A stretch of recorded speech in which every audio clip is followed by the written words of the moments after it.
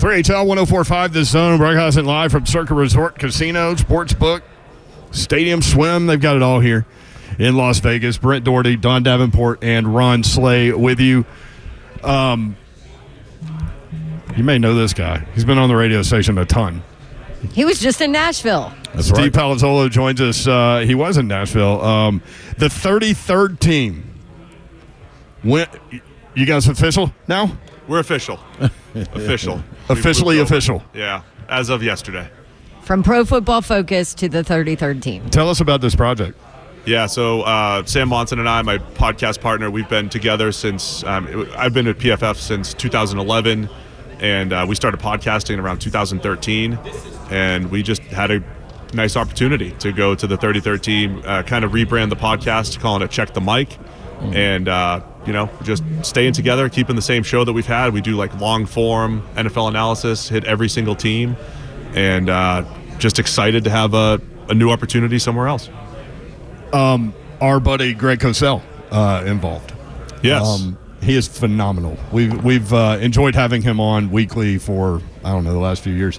Great guy. Greg's been great. I mean, I listened to his analysis years ago, and it's nice. We had him on our show at various points, and going to look forward to working with him as well. See, I think that's a great mix, right? Like you get the best guy watching film, and then you've got all the numbers and analytics, and just marry those things together. Yeah, it's what the best teams do, right? The best teams take a combination of the analytics, film, scouts, and put it all together to just try to make the best decisions. So you, we actually got to hang out with you a little bit at practice that was Titans Seattle joint practices, right? Yep.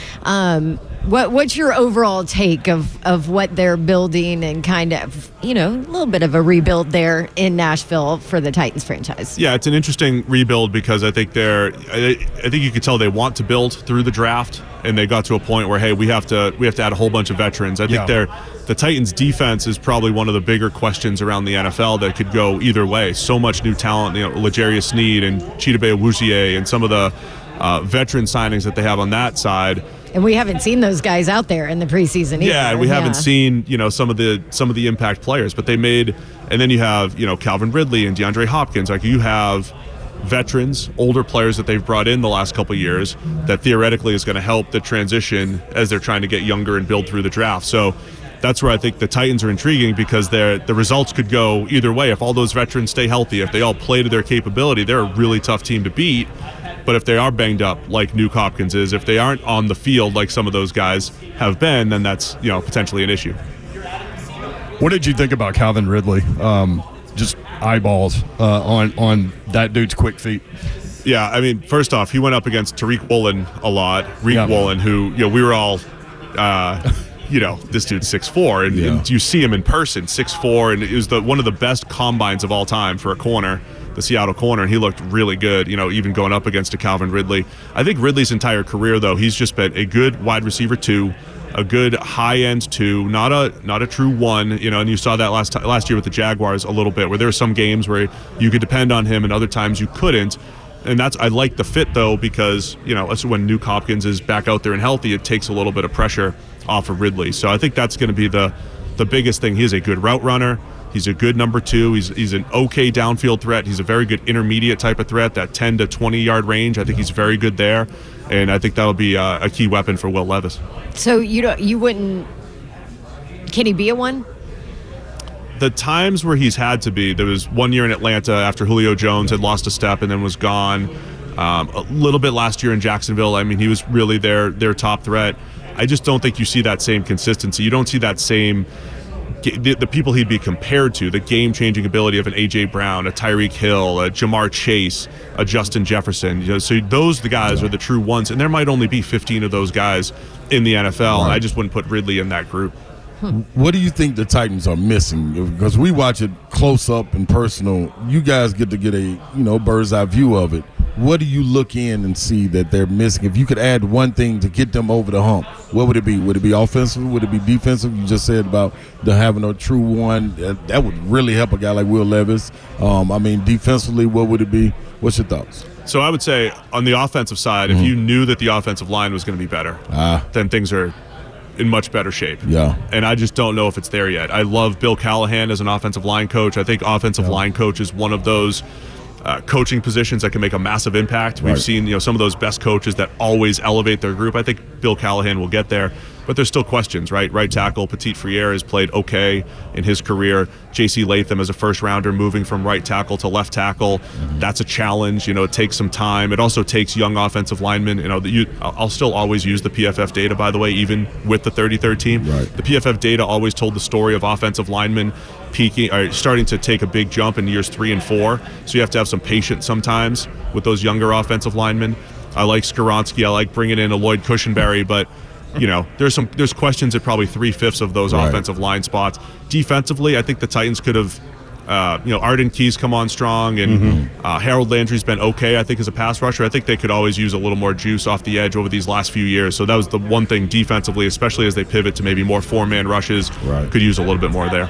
Yeah, they just had way too many positions they had to fix. I get it. Yeah. They could not fix They shored up all the of them in one offseason. If those corners are healthy, they did a great job there, and that'll help the pass rush. But it's tough to do it all in one year. And to go back to what you're saying, like if they stay healthy, they're not bad starting 22. You know what I mean? But depth is a problem, like almost everywhere. Depth is a problem, and then generally we don't know what Will Levis is going to be, right? It's still year 2 for a second-round quarterback who, threw 4 touchdowns in game 1 and then 4 touchdowns for the rest of, his games last year. And I think there's a lot of potential there, but they're going to find out. They're putting in position to find out what they have in him this year, which I think is important, because you don't have to be married to him after this year if he's not the guy, right? You hope he is, but if he's not, you find out quickly with these weapons that he has, with the presumed upgrades on the offensive line. You see what he is, and I think his downfield ability is really impressive. He's got to take better care of the ball, and he needs to learn how to slide. He needs to stop dropping his shoulder and trying to run linebackers over, even though that is fun to watch. He told us that. He came to the studio and talked for an hour, and that's one of the things he said. What did he do in the first preseason game? Preseason game, he's putting his body on the line. You just can't take those instincts. I really thought. See him hesitate though. Couldn't you in that moment? Like you could see him be like, "Crap, what am I doing?" He almost saw the end zone. He almost launched himself into the end zone. Yeah. I totally like could have seen old it. Will Levis would have just. He's going like John Elway copter every single game. Steve Palazzolo with us. Steve, so how do you analyze Will Levis going into year 2? Because as you mentioned, the offensive line was so bad last year, and his blind side was, a problem. Was the Autobahn, according to Ron Slay? Yes, absolutely. Rolling him through. I mean, daily, there were times he wouldn't even get a hand on a rush edge rush guy. So how do you analyze him going into year 2? I mean, if you look at 2 straight years, it's been a tough situation for Will Levis, because that Kentucky team in 2022 wasn't great. He had a much better year in 21. So that is a challenge. I think he did well as far as handling the pressure up front and everything. And we always use the phrase on our podcast, creep back toward average on the offensive line. Like you can't have massive holes on the offensive line. You don't have to be dominant, but you can't have 1 or 2 players who are always consistently giving up pressure. So that is a factor. I look at Levis in this boomer bust. He played in this boomer bust type of style, right? He put a lot of downfield throws, aggressive throws, but he also put the ball in harm's way quite a bit, right? So you have to find that balance. I generally like the aggressive quarterbacks because I think you have the ceiling is higher. And so some of those downfield throws, again, when Nuke is out there, when Ridley's out there, Tyler Boyd, the 2 running backs, you could create this really good explosive offense, and then you just figure out what that balance is as far as taking better care of the ball. So I'll be keeping an eye on that, right? He's got some of the downfield throws he made last year were incredible. Yeah.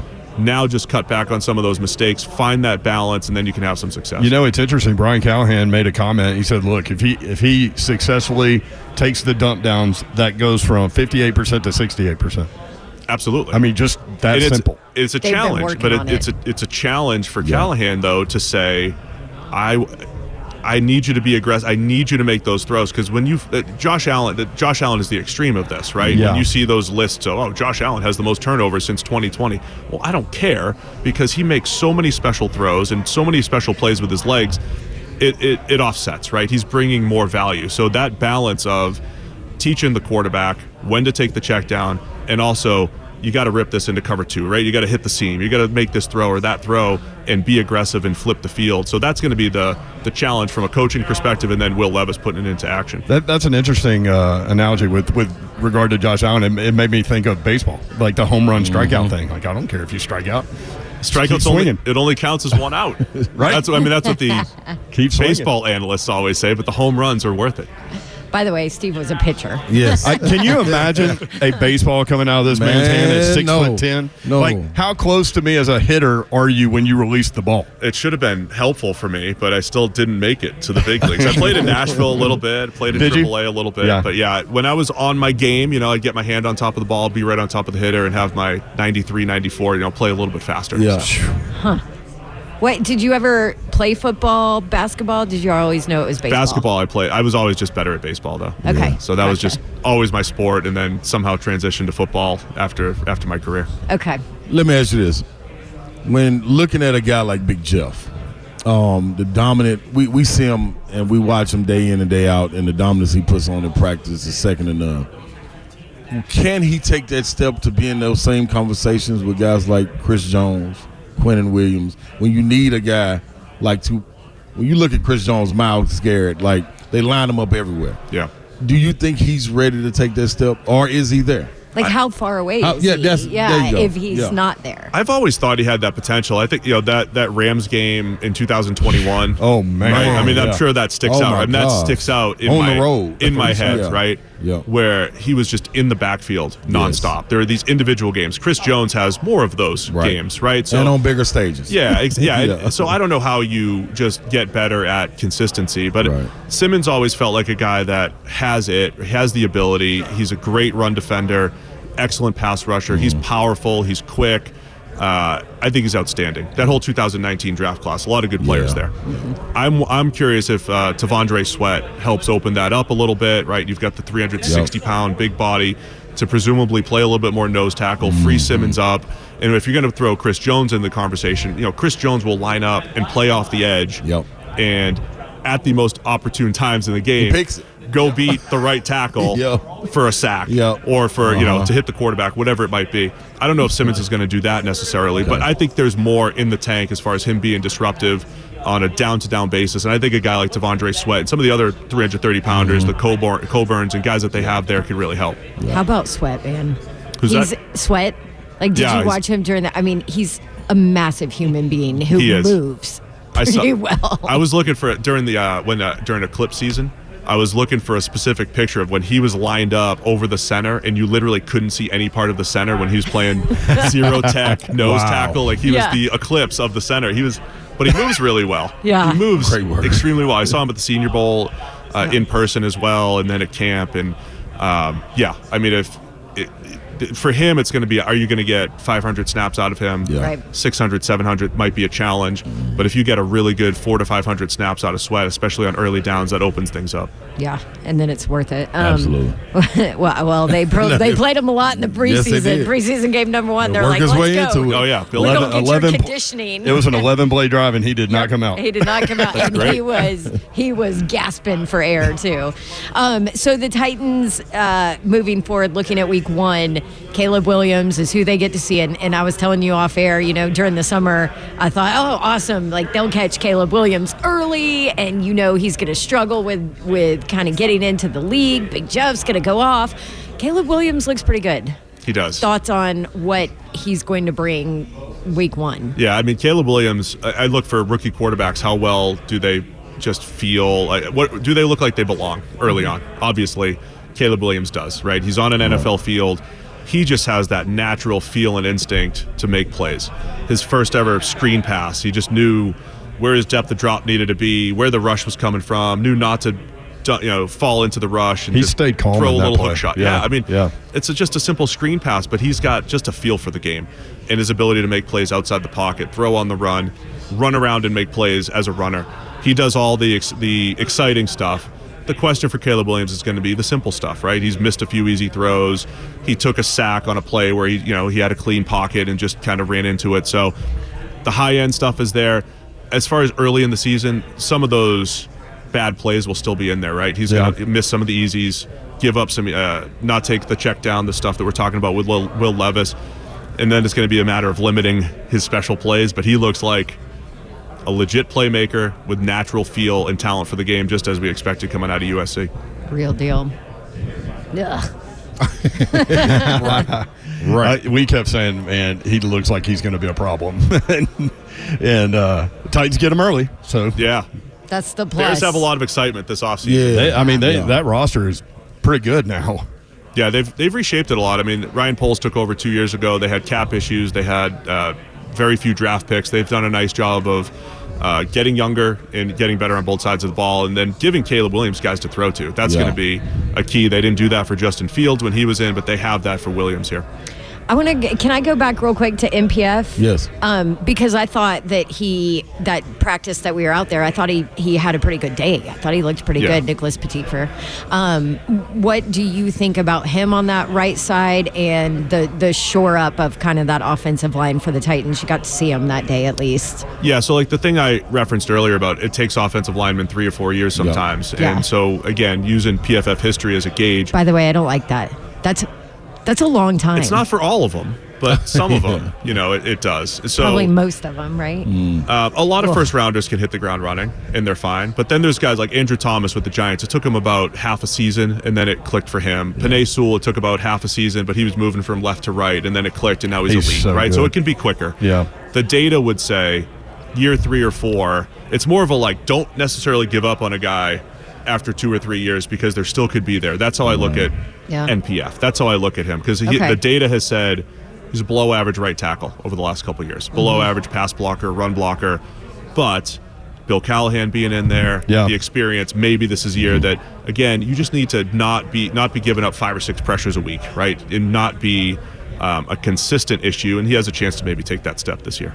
You don't have to be great. Just be decent. Yeah. The Titans haven't had just a different way of looking at player evaluation, but it's just one of those positions where it's really detrimental if it's bad, right? Yeah. For your passing attack. Yeah, we've seen it. Your outlook on a guy like Trey Burks, is it just the outlook of we just need to see him on the field? Or is it in question some of the things that he does on the field when he's there? Slay loves him, by the way. That's my guy. He's obsessed. Did He you love wears that his first jersey. rep? The first rep against Devin Witherspoon. Yeah. In the joint practices. Good night. Send it home, baby. That was unbelievable. Yes. The question with Burks for me, it's tough because he's got this big body. He's got this ex-receiver size and body, but at Arkansas they used him as this like a scat back type of, like that hybrid, like a Percy Harvin type, right? They're getting the ball in his hands, and he's got this really good feel after the catch, and I just wonder if that is more his game. And now the fact that you have Nuke and you have Calvin Ridley and you have a true slot in Tyler Boyd, can you use him more? I mean, that's not getting first-round value necessarily, but that's maybe maximizing his value. And then every now and again, you put on a double move, you get behind the defense because he has that speed. But he always seemed like he was lacking a little bit ball skills, going up and winning at the catch point as often as he should with his size, route running. He could do it every now and again, but there was a consistency issue. But maybe it's more, hey, get the ball in his hands. Let him run after the catch. And I would love to see him more in that role to maybe maximize his ability. Right. Steve Palazzolo, check out the 33rd team. Just launched. Thank you, Steve. Good to see you, man. Thank you. Appreciate it. Man, that was fun. Good to see you in Nashville again, too. Yeah. I was going to say, we'll have you on. Well, Ramon might steal you first, but we'll have you. Absolutely. We'll have you on they're during the boys. season. I'm Switzerland. I'm okay. 615-737-1045. You want in? Talk Titans football next. 3HL 1045.